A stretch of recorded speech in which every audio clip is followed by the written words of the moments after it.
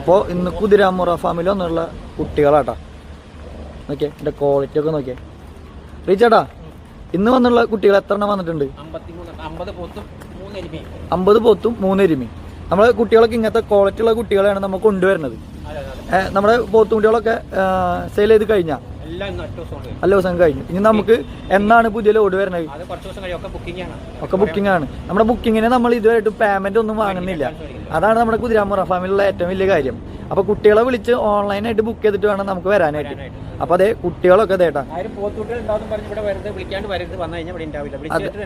അതെ അതെ, നമ്മൾ വിളിച്ച് ബുക്ക് ചെയ്തിട്ട് വേണം വരണമെങ്കിൽ. അതെ, കുട്ടികളെ ക്വാളിറ്റി ഒക്കെ വേണ്ടിയില്ലേ. ഇതാണ് നമ്മുടെ റീച്ചാൻ്റെ കയ്യിലുള്ള പോത്തും കുട്ടികൾ. 220 കിലോ ഇട്ട് 100 കിലോ വരുന്ന പോത്തും കുട്ടികളാണ് ഈ പ്രാവശ്യം മുറ ഫാമിൽ വന്നിട്ടുള്ളത് കേട്ടോ. പിന്നെ വിളിച്ച് ബുക്ക് ചെയ്തിട്ട് വേണം ആദ്യം വരാനായിട്ട്. എൻ്റെ കാര്യം എന്ന് വെച്ച് കഴിഞ്ഞാൽ വിളിച്ച് ബുക്ക് ചെയ്ത് വരുന്നവർക്ക് മാത്രമാണ് ഇപ്പോൾ പോത്തുംകുട്ടി കിട്ടുന്നത്. എന്ന് വെച്ചാൽ വന്നു കഴിഞ്ഞ് കഴിഞ്ഞാൽ പോത്തുംകുട്ടിയൊക്കെ ഫുൾ ബുക്ക് ഇടുന്നത്. ഇതേ കണ്ടില്ലേ, പേരൊക്കെ എഴുതി വെച്ച് എല്ലാം സെറ്റാക്കിയിട്ടാണ് ഓരോരുത്തർക്കുന്നത്.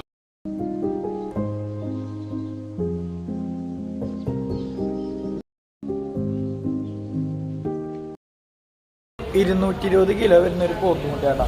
ഇപ്പം തന്നെ എൻ്റെ ഇത്രയും ഉയരമുണ്ട് കേട്ടോ ഈ പോത്തുംകുട്ടി. കണ്ടോ, ഇത്ര ഉയരമുണ്ട് പോത്തുംകുട്ടി തന്നെ. കണ്ടോ, കാലുയരൊക്കെ നല്ല ഉയരമുള്ള പോത്തുംകുട്ടി കേട്ടോ. അപ്പോൾ നമ്മുടെ കുതിരാമുറ ഫാമിൽ വന്നിട്ടുള്ളത്. അതുപോലെ തന്നെ 220, 250 കിലോ വരുന്ന പോത്തുംകുട്ടി പ്രത്യേകം നിങ്ങൾ വിളിച്ച് ബുക്ക് ചെയ്യണം. ഇത്ര കിലോ പോത്തുംകുട്ടി വേണമെന്ന്. അങ്ങനെയാണെങ്കിൽ അങ്ങനത്തെ പോത്തുംകുട്ടികളൊക്കെ കൊണ്ടുവരണമായിരിക്കും കേട്ടോ റീച്ചേട്ടൻ. റീച്ചേട്ടാ, ഇപ്പൊ പോത്തുംകുട്ടികളൊക്കെ സ്വർണ്ണത്തിനകത്തും പോലത്തെ വിലയാണ്. അതുപോലെ തന്നെ പോത്തുംകുട്ടികളൊക്കെ ഇപ്പൊ വാങ്ങിച്ച് എത്ര കൊല്ലം കൊണ്ട് കൊടുത്താലാണ് എത്ര കാശിനെ കൊടുക്കേണ്ടതെന്നുള്ള രീതിയൊക്കെ എങ്ങനെയാണ് നമ്മുടെ പ്രേക്ഷകർക്ക് പറഞ്ഞു കൊടുക്കുക? പോത്തിന് പറഞ്ഞു കഴിഞ്ഞാൽ നല്ല വിലയാണ്. ഇപ്പോൾ അത് പെരുന്നാളിൽ കൊടുത്താലാണ് വില. പക്ഷേ ഇപ്പോഴത്തെ സംബന്ധിച്ച് കഴിഞ്ഞാൽ ഇപ്പോൾ എല്ലായിടത്തും 50 രൂപ വെച്ചിട്ട് ഇറച്ചിക്ക് വില കൂടി ഒരു കിലോ. അത് ഇവരുടെ കച്ചവടക്കാരെ പറഞ്ഞിട്ട് കാരണം ഉത്തരേന്ത്യൻ സംസ്ഥാനം, ഇന്ത്യയിലെ എല്ലാ സംസ്ഥാനത്തും വലിയ രീതിയിൽ വില കൂടിയിട്ട് ഒരു 40% ഇറച്ചി വില കൂടിയിട്ടുണ്ട്. ഇവിടെ ശരിക്കും പറഞ്ഞാൽ കേരളത്തിൽ മാത്രമാണ് ഇത്ര വില കൂടാത്തത്. ബാക്കിയുള്ളവരുടെ 40% ഇറച്ചിക്ക് വില കൂടി എല്ലാ സംസ്ഥാനങ്ങളിലും. കാരണം എല്ലാ സ്റ്റേറ്റിലും അന്നന്ന് വില നമുക്ക് എന്നെ സംബന്ധിച്ച് എനിക്ക് മൊബൈലിൽ വരും. ഇന്ന സ്റ്റേറ്റ് ഇന്നവാണ് വില. ഇതെല്ലാം കട്ടിങ്ങിൻ്റെ ഇതിലാണ് പോകുന്നത്. അതുകൊണ്ട് ഫാക്ടറി റേറ്റ് നമുക്ക് അപ്പം മൊബൈലിൽ അപ്ഡേറ്റ് ആയിക്കൊണ്ടിരിക്കും. അപ്പോൾ നമ്മുടെ പ്രേക്ഷകർക്ക് പറയാനുള്ളത് നല്ല വില കിട്ടിയാൽ മാത്രം പോത്തുംകുട്ടിനെ കൊടുക്കാം. വെറുതെ ഒന്നും കച്ചവടക്കാർ വന്ന് തട്ടിക്കളിച്ച് കൊടുക്കരുത്. നമ്മൾ പണിയെടുത്ത കാശാണ്, നമ്മൾ കൊടുക്കാനും പഠിക്കണം. അതെ, അല്ലെങ്കിൽ പോകാൻ പറയാ കൊടുക്കണില്ല, സാധനം കൊടുക്കണ. അത് തന്നെയല്ലേ പിന്നെ നമ്മൾ തന്നെ ഒരു ഫേസ്ബുക്കൊക്കെ ഉള്ള എല്ലാവരും കയ്യിൽ ഇപ്പോൾ മൊബൈലുള്ളല്ലേ.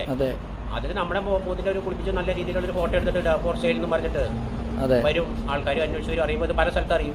അതെ, അപ്പോൾ ആൾക്കാർ വരും, നല്ല നല്ല കച്ചവടക്കാരുണ്ട്.